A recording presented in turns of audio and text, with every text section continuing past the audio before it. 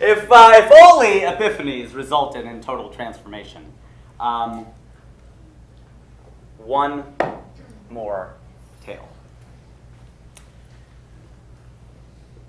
The U.S. government. The U.S. government oftentimes will send entertainers overseas to entertain audiences in other countries and endear other countries' citizens to our own as we bomb their neighbors. And in January of 2012, the U.S. government sent 3 comedians to India, which sounds like the beginning of a joke, but it actually happened. My good friend is Azhar Usman. He is the largest Muslim comedian in the world. He's a big brown man with a big black beard. He looks like Santa Claus after he slides down the chimney. So Azhar and I started a tour called Make Chai Not War. Yes, Make Chai Not War is the same one that was a subject of a congressional hearing earlier this year when Senator Rand Paul grilled then Secretary of State Hillary Clinton on why her department spent $100,000 on sending 3 comedians to India. That was our tour. We're in the congressional record. Now, I would have thought that Rand Paul would have been a fan of chai. He's a member of the Tea Party, but that did not work out.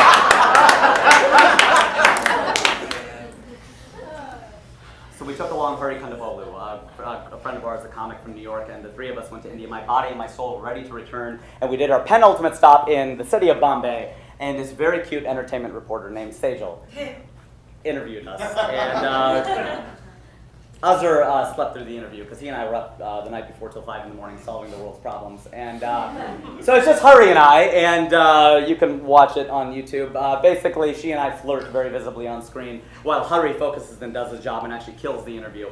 And afterwards, I get her phone number, and she comes to see our show, and I kill it because I'm hilarious. And I ask her out for the next night, and I take her out to this restaurant called Indigo in this mall in Bombay. And I was an hour and a half late due to the Bombay traffic. And just as I sat down, I got texts from Hari and Azhar, and they're like, dude, we're upstairs. We're in the Comedy Store, 3 flights up. Come up right now. We might be able to get up on stage, but you can at least meet the owner. And I'm like, Sejal, let's go. And she goes, no. And I'm like, why?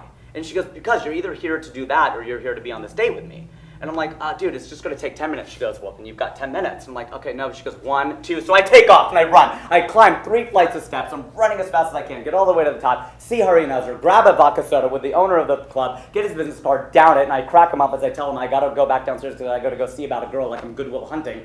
I run all the way back down, and I make it with 30 seconds to spare. And she goes, not bad.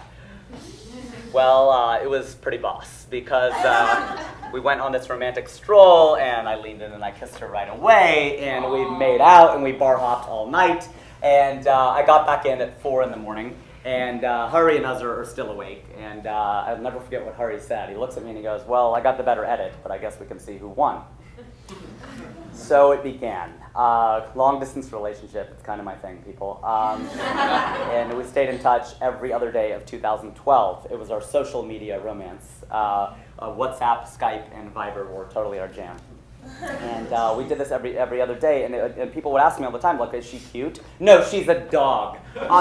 Obviously, she's totally fly, or I wouldn't be doing this. I mean, it's like those ads against heroin, you know, that people come on the TV and they're like, well, I lost my car and my house and my job because of heroin. I'm like, well, heroin sounds pretty good. I should try that. It's like an ad for heroin. So this past October, wow, a year ago, last October, I call her up and I tell her I want to come see her. And I needed an enthusiastic yes. You know what I mean? Like, it was too far to go for a lukewarm reception. I mean, she was literally on the other side of the planet, and that word literally is used too liberally these days. Use it right, people. But she was literally on the other side of the planet. LA to Bombay is as far as it gets. So she gives me the enthusiastic yes, and I make plans to go see her.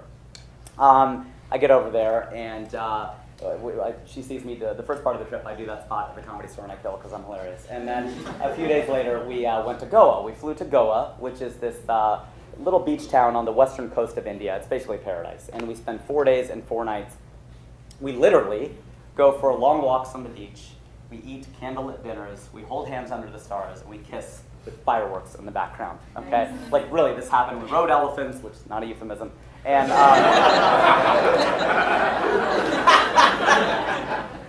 it goes swimmingly well, and I get back to the United States of America, and now we're talking every day on the phone. Starting in this past January, we were talking every day on the phone for 2 hours without fail, and she decides she wants to come see me, and she makes plans to come. Now, Indian citizens need a visa to visit the United States of America because our great country assumes that every visitor is an intending immigrant. So we're kind of dicks about it, but they are, so we're not dicks about it.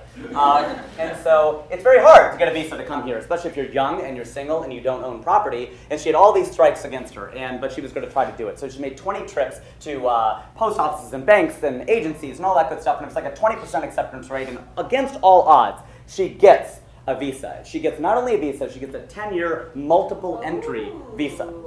Multiple entry is going to be the name of our porno if we ever make one.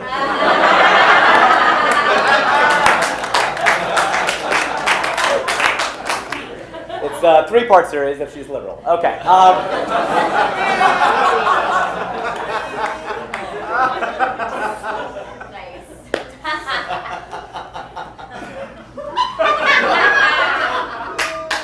So she's young. I don't know if I did leave that part out. She's 24. Okay, she's 24. So there's like a 13-year age gap. And I told a friend of mine, I'm like, well, I don't mind. And he goes, yeah, thanks for clarifying. You don't mind hooking up with a hot 24-year-old. We could have figured that out. But this was it.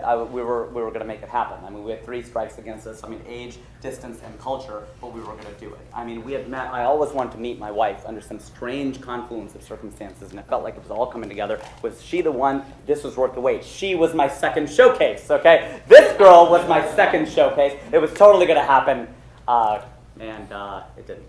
It didn't happen. I guess. Because it was the hardest thing I ever had to do. I'm quoting a fellow Cincinnati and Nick Lachey in 98 Degrees. Hardest thing I ever had to do.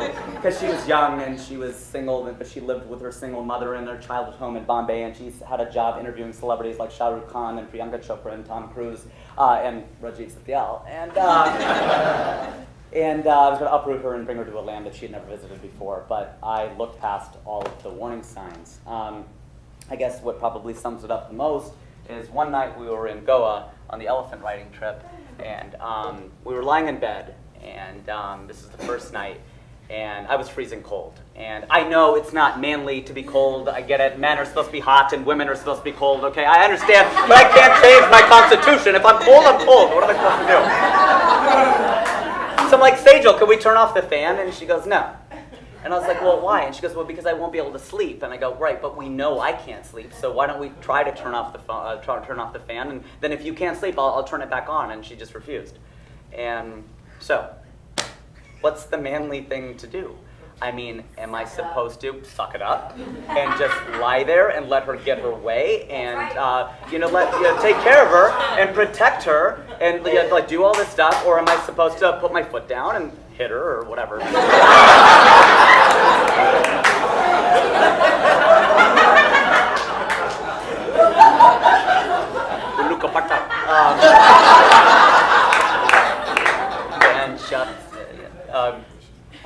Well, I did the manly thing, according to someone who's been with a lot of men.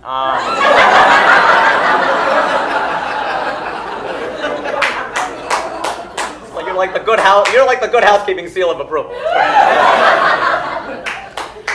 So I just lay there and I stared at the ceiling. There's nothing to do, mind you. There's no TV. They turn the internet off at night, and you can't go for walks outside the bungalow because they're literally wild animals, more than elephants, spiders, and scary stuff. So manly. So I just lay there for 5 hours, and it was a very cold ceiling.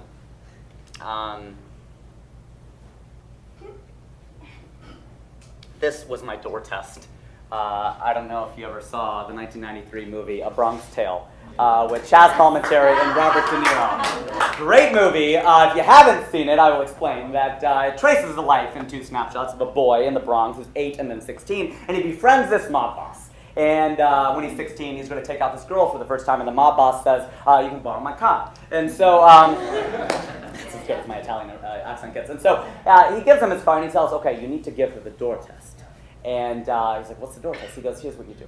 You drive over to where she is. You lock both doors. You get out of the car. You bring her over to the car. You dig your keys out of the pocket, open that lock, open the door, have her sit in the car. Then you close the door for her.